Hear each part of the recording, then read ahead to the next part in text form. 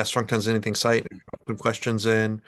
I know all of you, if you're here, you probably have some um, questions that you have yourself that you're interested in diving into.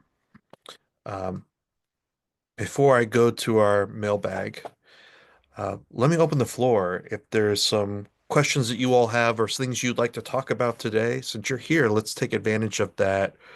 Um, so feel free, it's a small group, feel free to unmute or drop in the chat if there's something that you all are interested in or want to chat about. Let's start there. I'd love to jump in if that's okay. Yeah, go for it, Aaron.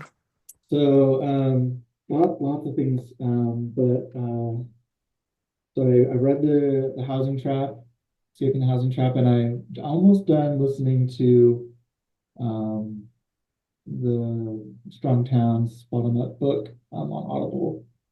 Um, Love the movement. Right now, there's a another year, another LID, and another special assessment in my city, and there's a lot of controversy this year.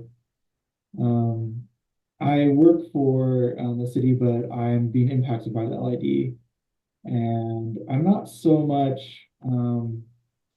I mean, I'd love to see those go away, of course, but um,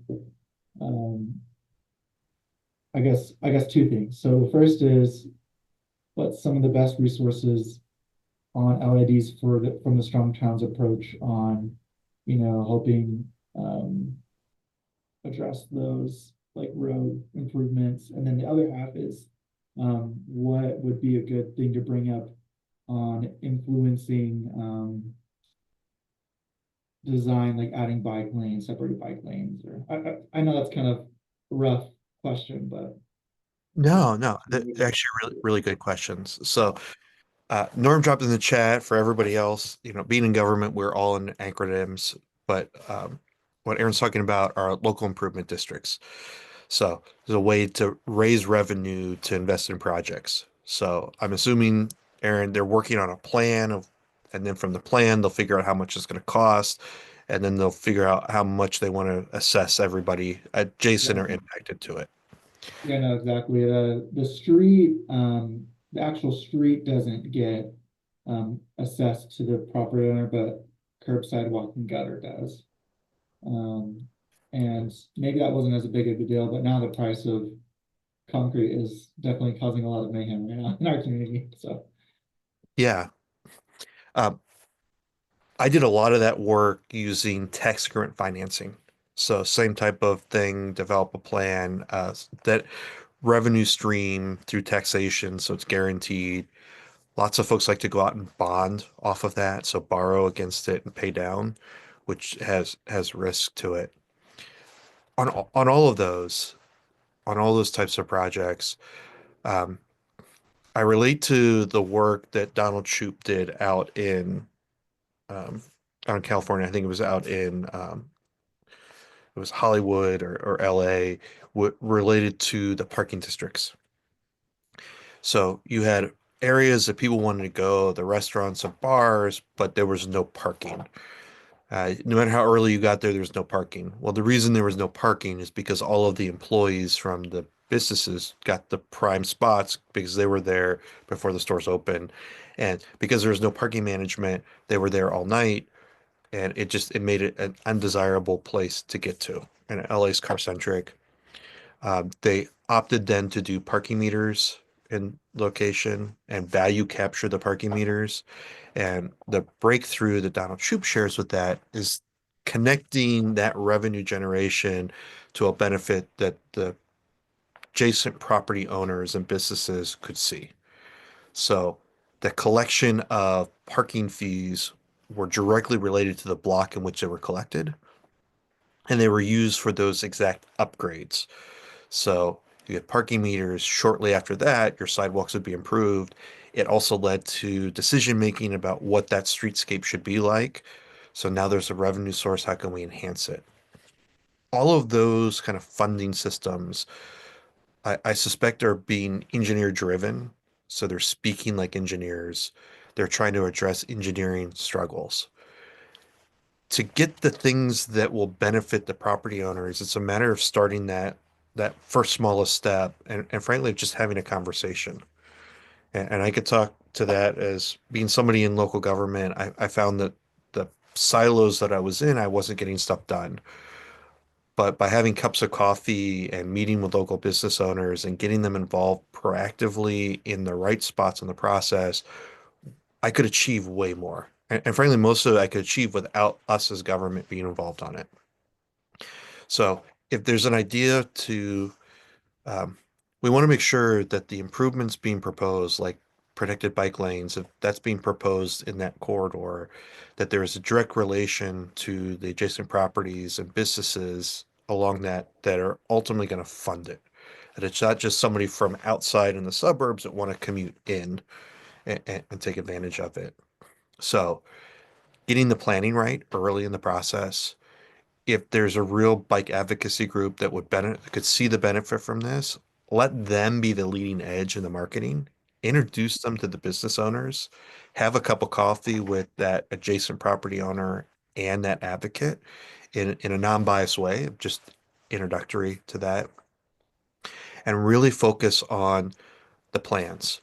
So like I said, the plans are probably from an engineering perspective. The water is going to go the right way. The grade's going to be right. They're going to have the right thickness of asphalt. But that is just a really small spectrum of it. When you look at it, probably the road is too wide. I'm just taking a guess because that's typically the lanes are too wide. There's too much stormwater, not enough landscaping. So providing different inputs in the beginning of what the end result is that you want for that. Um, if it's a street, make it a street. Don't let it become a strode. And that input from that is in that early planning phase that sets the budget. It's in the early collaboration of individuals that need to look at realistically about how that can be built and what it would cost to do that.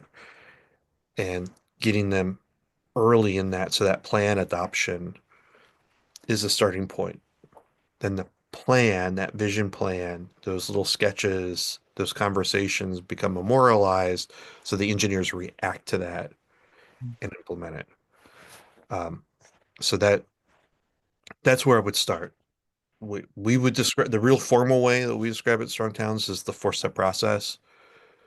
The first thing is the struggle is that there's this uncertainty about that design.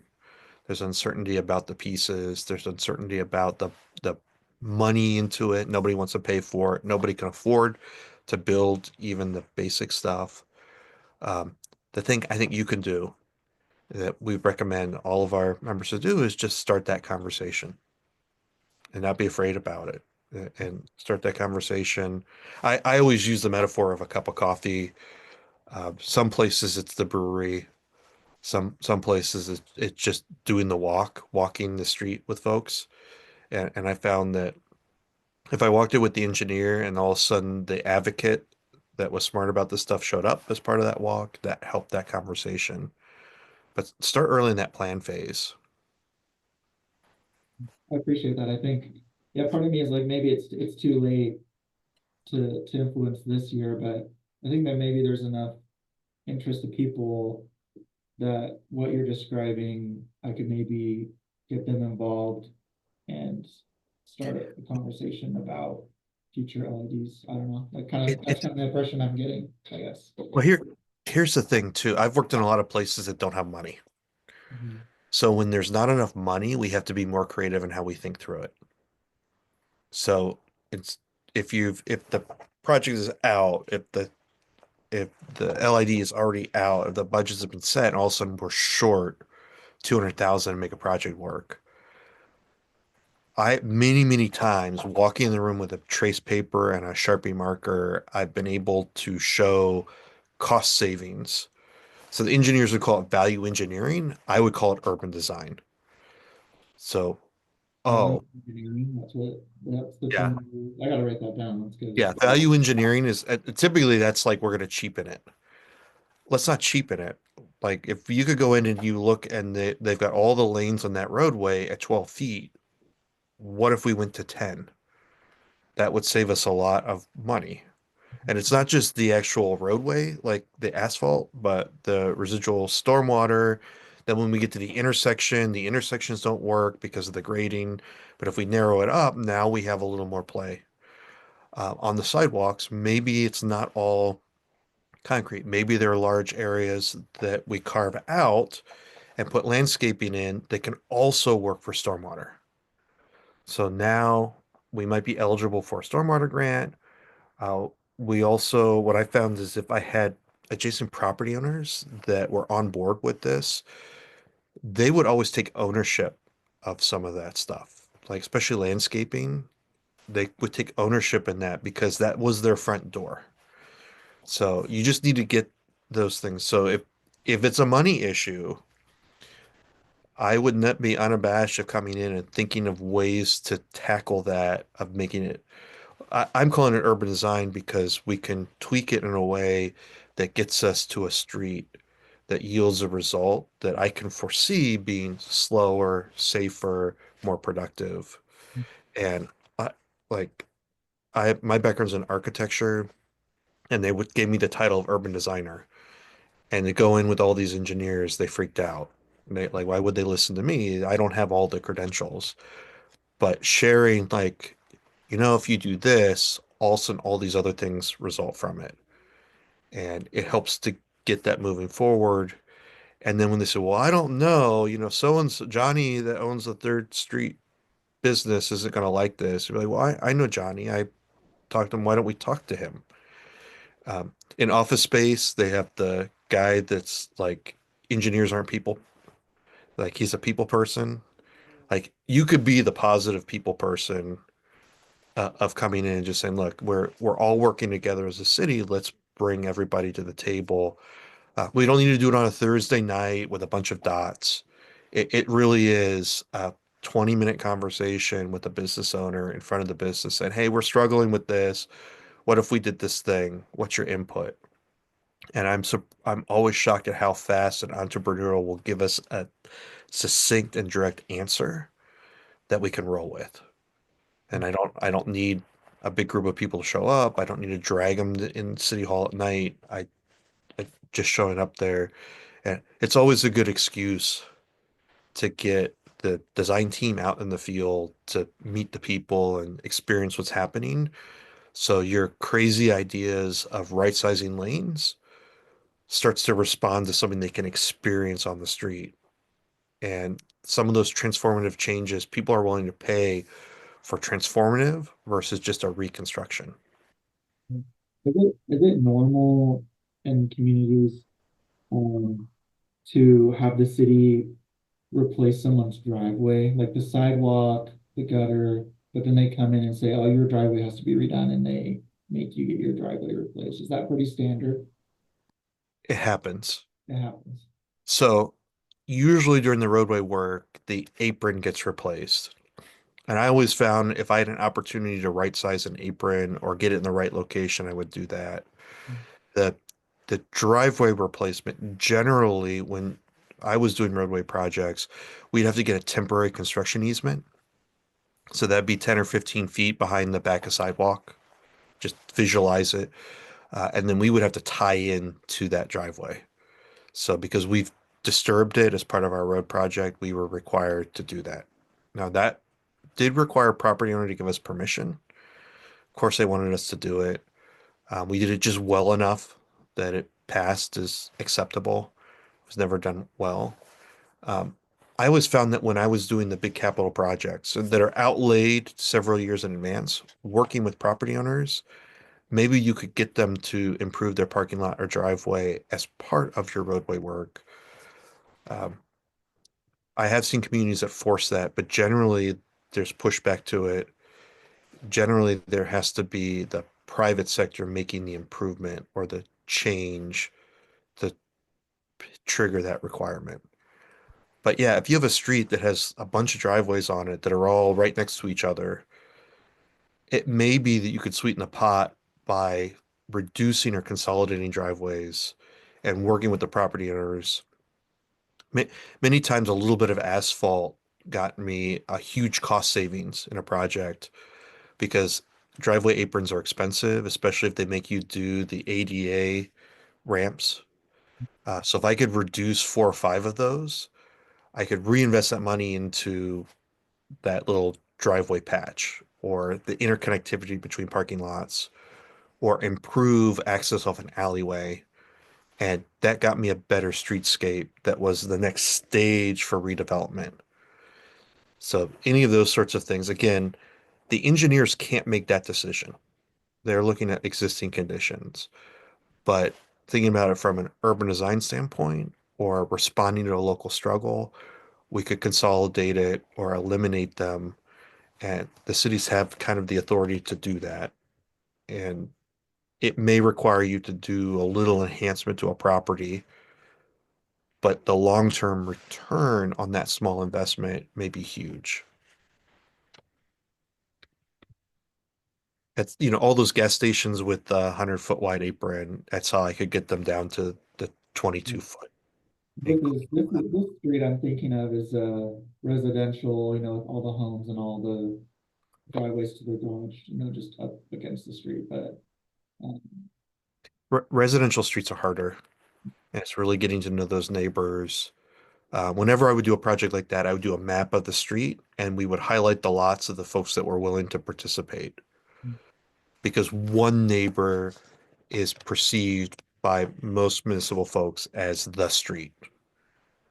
But trying to isolate who is the one that is really not supportive of this project. And that's we could fail, we could agree to disagree on it, but we also have a line of communication. Um, I made lots of allies and communities from folks that were um, very, very cautious with government, that were not happy about projects. I made a lot of close friends through that because I'm working as a public servant on their behalf, trying to understand their issues. And there are things that never took on anything that was out of my control, but I could elevate and share their concerns or try to explain what it is. Um, and that's the other way I was able to get stuff done because I was able to soothe somebody in the community because the engineers didn't know how to speak to them. So really working through that. And again, if there's a community group and there's an outside, like if it's a cycle lane or protected bike lane on it, there's actually a really good video, and when we're thinking about it, I'll try to look it up. John Zimmerman at Active Towns did a video where in his neighborhood they did a Safe Routes to School grant. Before they built the protected bike lane and the sidewalk, people weren't sure it would work, so they did temporary bollards and paint. Everybody started using it. It became something familiar to everybody. They could test it. It was like a little bit of cost to the city to do. And over time, every year, they build a little bit more of the sidewalk. So at the school, it's perfect. Like it's all built out platinum level. And then as you get further from the school, it's bollards and paint, and then it's just paint, and then it's nothing. So people are transitioning over time as this is moving forward, and they can experience it at a low risk. Um, stuff like that, like just going out in the field, getting people familiar with it also helps. Again, we're adding value. If they're paying into it, we need to make sure that we're addressing local struggles and adding value into that process. Otherwise, it's just we would call just a dumb project. Something I was thinking about in relation to the posted topic about housing accelerator. This is on housing. I saw the article that Chuck Marohn recently had why housing efficiency isn't making homes affordable. It made me think of this, I guess you could say, issue with knowledge and how we know what we know. The a person with whom he was arguing was saying, well, the theory says that you always have more financialization that always brings down the price. And I know that's true for many things. When you get something that's very profitable, high return on investment, more investors move there, and then the return you get goes down as the price goes down, and then you reach an equilibrium. However, Chuck Marohn took the approach of taking, well, clearly it doesn't work because here's the counterexample. I come to appreciate that different people have different mindsets. I myself am more sympathetic to, well, clearly there's something wrong with the theory in this case because the counterexample is there. And others will say, well, that's just, you're misinterpreting the data or this or that. Um, I think that both sides are going to talk past each other because this article, it does a very good job outlining the counterexample, but I'm wondering theoretically, if we're coming up with this opposition, why is that housing is different? And I don't mean that to rhetorically dismiss it. I mean that for brainstorming. What makes housing special and that unlike, say, food stamps or something like that, we see this massive inflation without an increase in the housing that people need. People can't afford it. You just give people rebates or investors get things and then just prices go up and you're right back where you started. So why is housing so special? Yeah, housing's so special. The really short answer is that it is a very complex system. All of our inputs into housing are very complex. So sometimes when we talk about the suburban development pattern, um, we might describe the complex versus complicated environments. So when we talk about a complex environment, we'll talk about something like a rainforest. So when we look at a rainforest, you can see uh, you have flora and fauna in competitive reliance with each other. We know in a rainforest over time, if there's a rainy season or a tree falls down, the whole system doesn't collapse, it adapts. So we learn this like in our science and biology classes. You need some trees to fall down or forests to burn so that the ground floor of the forest can grow up and regenerate itself. We can see this in all of these different natural environments. The suburban development pattern is a complicated system. And so Chuck will use the analogy of the Ruth Goldberg machine, with all the different dials, clicks, and all these things happen in front of our eyes for a simple task to occur. Um, when we think about that system, we can think about a cornfield. A cornfield is a very complicated system. It's where the scientists and the farmer have come together. They figured out how to have the corn kernel that will give you the highest yield, will grow the fastest, will be most resilient to whatever bug that's out there. We figured out a way to plant that at scale over thousands of acres in growth. But that is a very fragile system. In that complicated system, if there's a new blight that hits, we have thousands of acres impacted. If we have a really wet spring or a really hot summer, the whole system is fragile and breaks. When we look at the housing market, our modern housing market comes out of the suburban growth pattern. We can talk about how bad suburbia is. People like there's volumes of books on that. You could hours there. But we should also recognize what it did and where its successes were. It was successful because we were able to go and develop housing and development across vast acres of land very quickly. We were able, if we look at our homes today, we're able to go and build them with the least amount of material in the fastest amount of time. We've developed financing systems. Within 30 days, you can get hundreds of thousands of dollars to your name. We've set up patterns in our zoning codes and development requirements that we're able to go and get these things built in a almost rubber stamping, let's just say, and that's how we can do those things. But it is still a very fragile system. I think what Chuck is sharing here is the fragility in the system. The electronics examples or some of our other commodities, there are lots of different electronics. There's lots of adaptation that occurs with this, lots of different companies that are dealing with this. When it comes to housing, there is only one type of housing available, and it is following the suburban model. So there's more fundamental stuff that's happening there. Um, but housing in itself, housing as a shelter, housing is the things that we can tangibly see is a complex responsive system, complex to our human environment. The delivery system that is providing all of this housing, that people say plug more into that system. What Chuck is saying is that is actually a trap. And we're going to send in this cycle again and again and again because we've applied a complicated system there. That complicated system can't respond to all of those needs. The housing toolkit, like, should the production builders go and still do thousands of acres of land? Should the big towers come up? I don't think in strong towns, we may not be 100% supportive of that because of other reasons, but we're not saying stop housing. We've also said we really need to focus on where we know that we're going to see the highest rate of return for that. In the area that we can see actually more housing be built.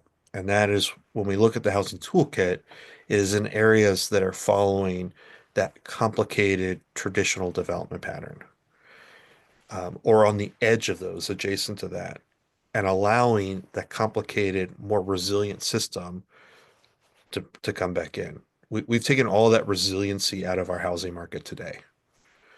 Um, if we make more of the traditional stuff, I think the model changes. If we make more of the traditional development pattern, the incremental pieces, the next scale development, the thickening of a neighborhood, the more that we build, yes, then prices will come down. But if we continue to do one house type and one pattern type in a very fragile system, it will continue to go up. And because it's one type, it's also, if there's only one type of cell phone, think about it that way too. Our cell phones would be very, very expensive, even though they're making thousands of them a minute. If it's kind of a monopoly of it. In the book, I think Chuck describes um, housing as a financial product. So there's housing as shelter and housing as a financial product. There's so much pressure on keeping housing prices propped up that's also feeding into that as well. Um, there's there's long list down my whole arm of all of the people that benefit from increasing housing values. So we can't lose sight of that. Like the system is that's why it is a trap. The system is gauged for that continued um, cost of housing to go up. If housing prices would fall tomorrow, we would be in this huge economic recession. It would make 2008, that recession, it would dwarf that because how tied up it is in our economy. So, should we be building lots of houses? We should. And sometimes we believe that the incremental, the infill, the thickening, the next increment of development, following that traditional pattern, is a more reliable model. The housing toolkit points out 6 things that cities are doing. One, it's 6 things you should be doing as policies. Those are all responses to things that cities actually are doing. They've made it to do a duplex or a single family house in some neighborhoods. You can't do that by right. You can't do it in 24 hours because of a complicated system. Um, if you want to do an accessory dwelling unit or a rear cottage, you can't do that. There are all those other pieces to it. When those 6 things get unlocked in a city, then we should look at those numbers because the cities that are unlocking that are seeing that economic model start to emerge, but it's not widespread. Thank you. Those were some great points about the infill and the suburban model, making it so that the increased investment won't work as one might hope.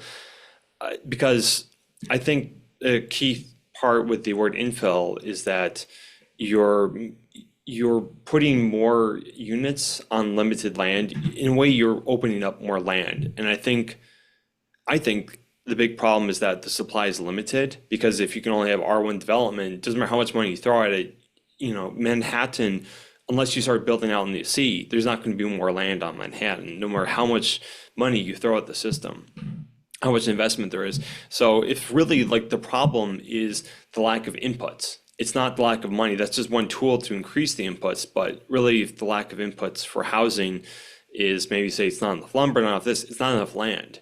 And all the financial chicanery in the world won't solve that if we don't get past this R1 suburban model. And we need to recognize too, there's this idea of polycentric cities. So there will be these giant cities like New York, Chicago, San Francisco, high population, the towered cities. Those need external support. They need people coming into them.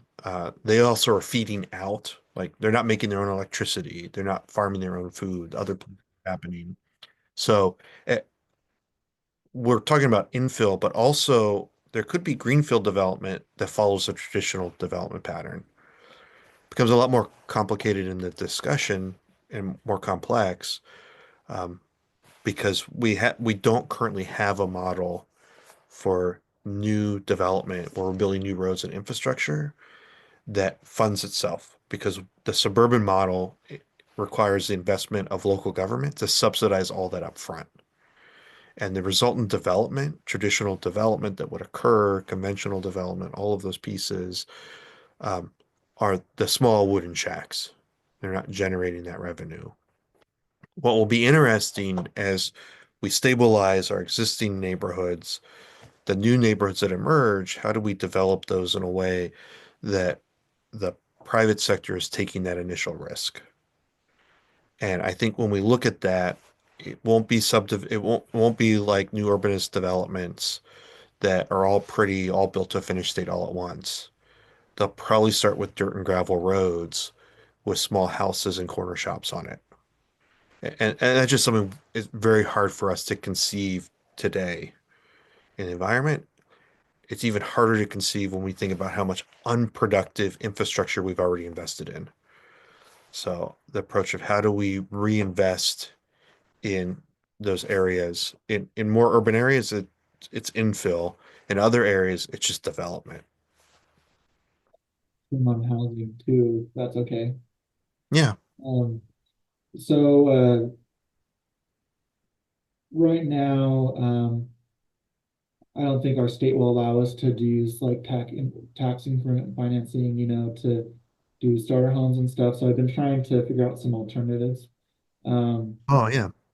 and does the Strong Towns have any insight or pushback or anything on community land trusts where a nonprofit owns the land and the homeowner owns the house improvements?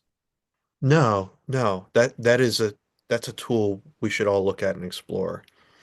Um, there are three recommendations that Chuck and Daniel share in the housing trap to address housing. The first is code reform. Our first housing toolkit are six code reforms.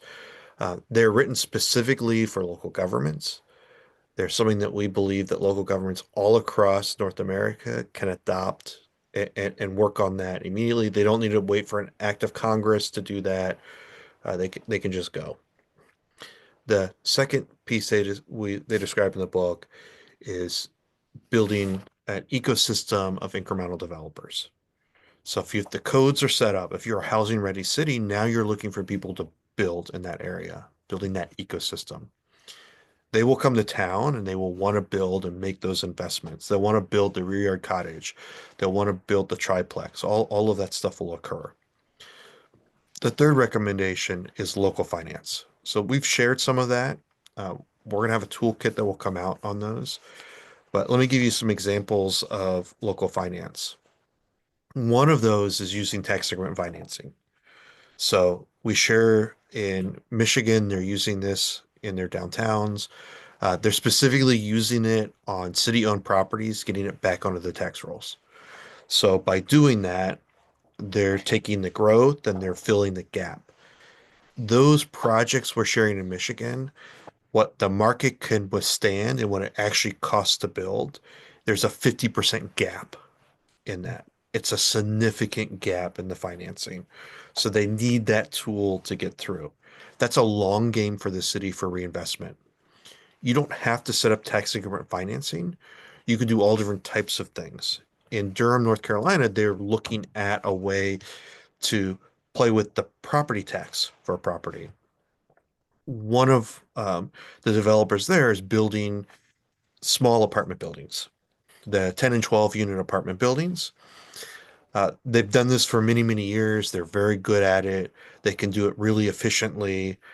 They're building it very efficiently and quality buildings that are exceeding their projections, and the market is growing faster than they could expect. So they don't need to make, like they're not the Darth Vader of developers. They want to they want to make money on their project, and then they want whatever they have put in the next project. When they looked at affordability of what for apartments in their community, they realized that in their building, when they took the property tax, well, they started with their rents. They started with the rent of what the market rate was, and they're not the highest market rate. They found better tenants if they were just below the high mark. Um, and then they took that against the HUD, and they found that the price difference from a market rate to what HUD would be was something like around $300 a month. That was the gap. Where do you fund that gap?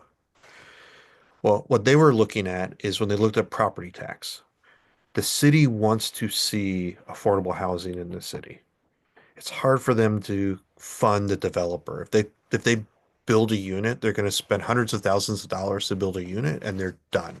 They've they've exhausted all their cash. Um, what they found is that the property tax for each apartment building in their buildings was about $350 a month.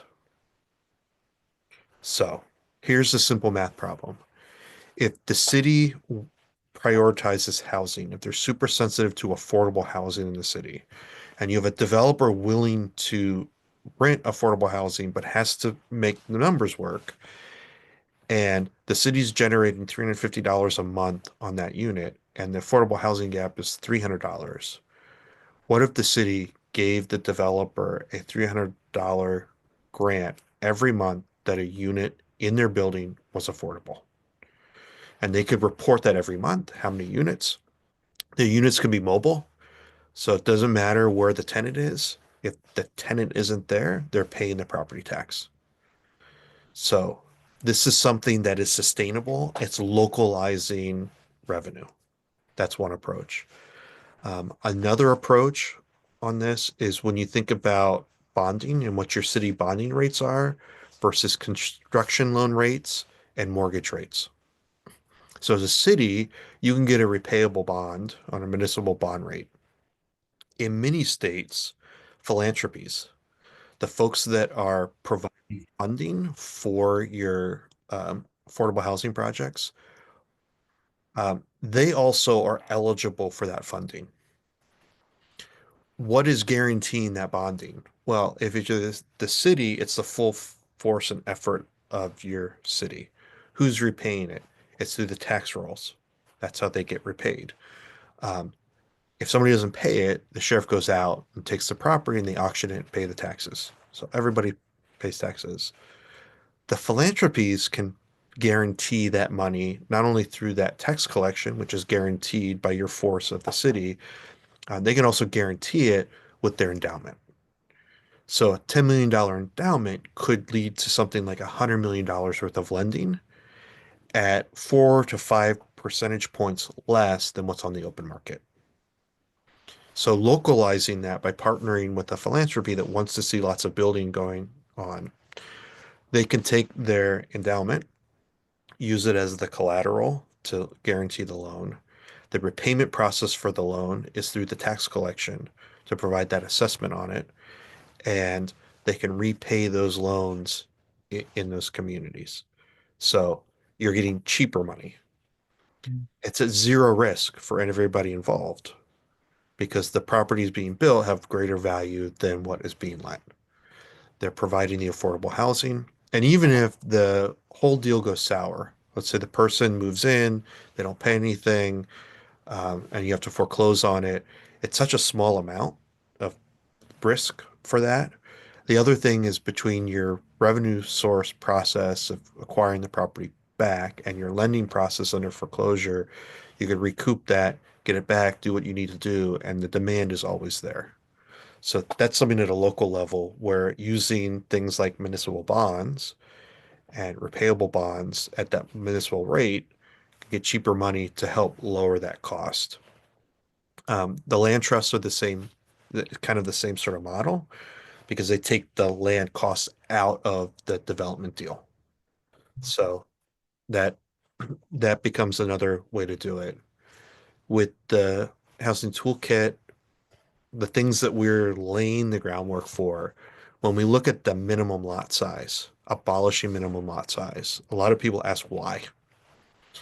One of the reasons you would do that is that there are financial products you can go and get today on the market if you own the dirt. So I could build a house and a rear yard cottage, and that's a hard thing to finance, especially if I have maybe some credit issues or I'm a first-time home buyer. If we were to split the house and that rear yard cottage on their own lots, a builder could now go out and get two separate loans.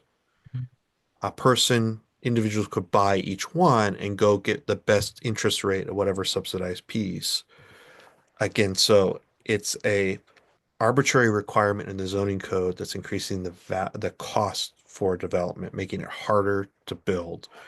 By removing that zoning requirement, by default, you're opening up the financial tools available for that. If you're in the city and or you are a city and you're looking at housing, the thing that resonated most with me, I learned this just by working in local government.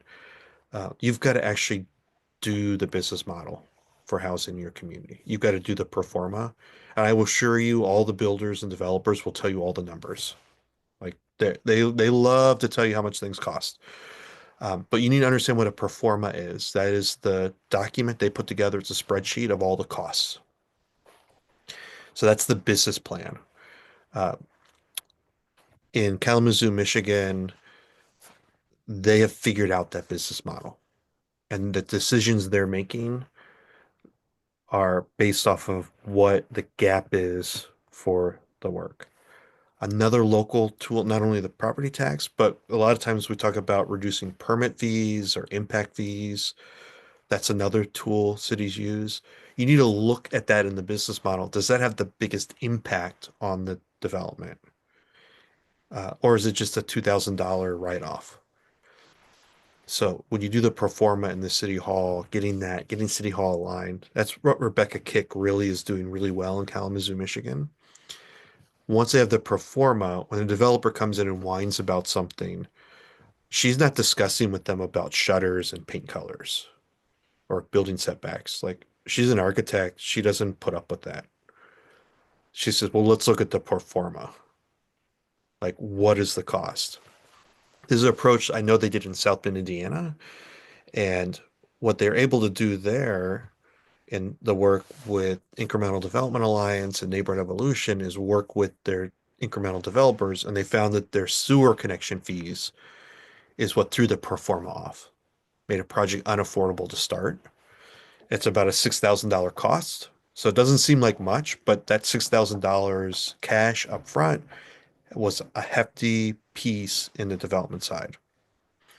The city understood the business model for the builder. They also understood the business model for the city. All this incremental development over the last 5 years in the city of South Bend has been over $23 million worth of private investment. It's new things being built.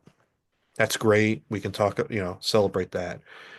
But the real number is $650,000. That is what has been generated in additional property tax directly coming in as revenue to the city of South Bend. These incremental developers over 5 years are generating $650,000 annually in the city, and that number continues to grow.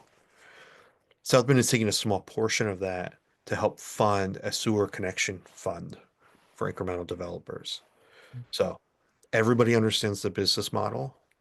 They realize that a $6,000 grant is generating hundreds of thousands of dollars of development occurring in the city.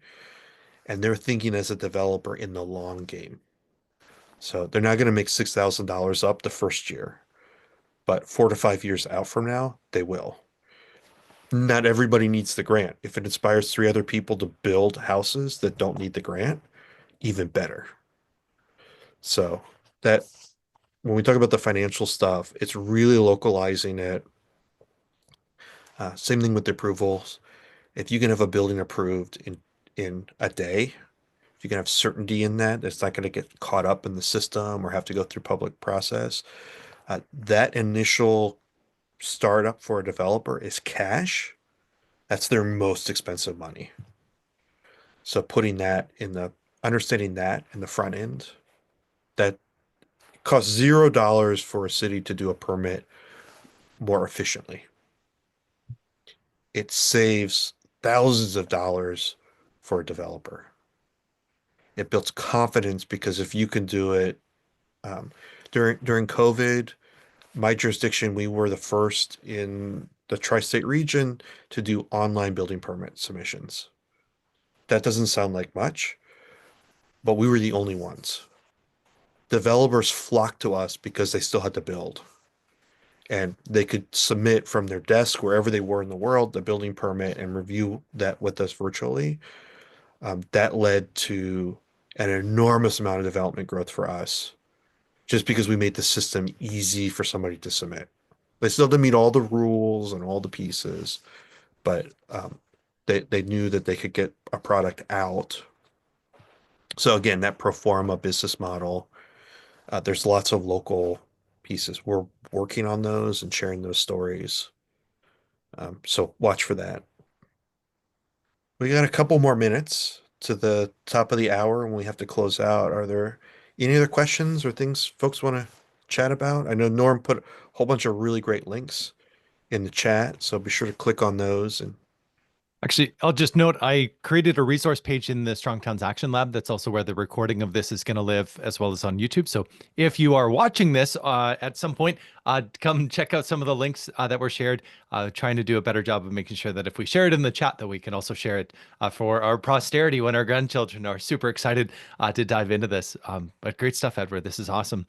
And do you want to just explain maybe a little bit more about the format of the accelerator and why we are really focusing in on technical professionals as one of the three core audiences of Strongtown? So we have concerned citizens, we have elected officials, and then we also have technical professionals, and how we've shaded in that direction of the technical professionals to really help them level up.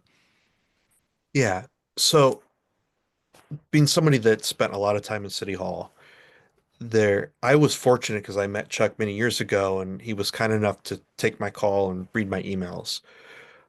What we found is that there are many people that were like me out there that are ready to take that next step, but you're kind of stuck, or you're on an island. You're the only one at City Hall thinking this way, or the only one in your community thinking about this.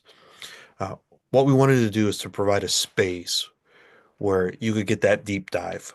So you sign up for the accelerator program, we'll send you a copy of the Bottom Up Revolution book. Uh, we then will set up 12 course sessions that go through the various chapters of the book that are on our online academy. So there are additional deep dives and articles and videos. We've curated stuff the that's on the blog and on our social media sites. We also added extra stuff like the chapters that Chuck didn't write, the insight that Daniel found. We've put all of that in there. Over 12 weeks, every other week, it's an opportunity to sit down in a safe environment to go through those ideas, to ask questions like we do here in Ask Strong Towns Anything, or focus loosely on a theme. So Chuck or I may give a little talk. We may have a guest come on to talk about a project, and then we roundtable it. It's limited to 15 people in each of these sessions. Through that time, you have direct access to Chuck and I. We will help you set up what we call an action plan. So you can participate in this as much as you want. Participate in the academy, putting comments in. We can set up meetings with myself. We can walk through all of that. But we also can empower you to do an action plan. So if you want to deal with housing, so Aaron, if you wanted to deep dive and figure out how your city could generate the local finance tools, we would help you develop that plan. We're not here as consultants to tell you how to do it. We're here to work through it. Do the action plan. I would help coach you through that. You'd already get all the insight from the book and our coaching sessions. And then we would do a individualized coaching session with you on your action plan. And for many of these, there's already a team of folks in their jurisdiction that are thinking about it and struggling with it. and they've seen this book on your desk and heard these crazy ideas you've shared, and they're curious. We could do that session with them, with that whole group, bring it together to help you elevate that plan to go forward. This is occurring in lots of cities. We've already done 2 of these. We'll continue every 12 weeks. We're going to have a new one come out. But we're seeing on the ground lots of folks that felt they were alone at City Hall, even elected officials that weren't sure how to communicate with staff. They've participated in these courses and they've had a shift in the conversation. It's open to everybody. The target audience is more technical staff, or as we describe it, people that are actually addressing housing issues in their community.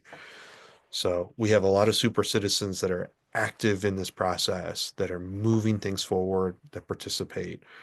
But yeah, it is a lot more one-on-one, direct access. It's a lot of fun. You hear lots of great stories of things that all of us have done, problems, and I assure you, every struggle you have in your community, it will come up because somebody in the group is also struggling with that. And so it's a really great program that I have a lot of fun doing. So check it out. Again, if you want to know more about it, if you need some reinforcement about what it is to learn more about it, just email me, edward@strongtowns.org. I'm happy to set up about 30-minute call. We can go through all those pieces, or I can forward you the handouts and all those pieces. If you go to the website, strongtowns.org, under our Learn tab, it's /accelerator. You can go and sign up as soon as today, sign up for that particular course. But yeah, it's been a lot of fun. A lot of the folks that we've written on and been inspired to write about have come out of that particular program. So I'd invite all of you to participate in that. As we close out in the last 2 minutes, everybody should know on Fridays you get your member link email. This is a member exclusive email. Only members are getting that. In that email, there's lots of fun links. Not only is it linked to this, there's some engaging resources that are specifically for members.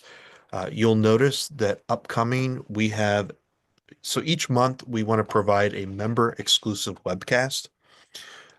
Upcoming, we are having our next exclusive webcast is on the 20th, Thursday, February 20th. Joe Minicozy is going to share some really insightful stuff. It's member access. You have the opportunity, you sign up for it. The member link is in your member link email, so that link to get the Zoom link. You can ask Joe real time in the meeting questions. We'll record that and the rest of the world will have access to it, but you get a front row seat. So take a look at that. That's upcoming in there. And then in April, it's our member week. We're doing some really exciting cutting edge stuff for Strong Towns with that. Our member exclusive event is going to be big. It's going to be long and highly engaging. So I'll leave it at that. I'll leave some mystery on it, but check out your Friday emails. If you're not getting those, email Norm or I. We want to make sure that you're getting all those emails to the system, because that is your direct access to all the exclusive things of being a member. And again, I just thank everybody for coming today. Thank you for being a member of the organization. Continue to share this message because all of you are doing incredible work in all your cities.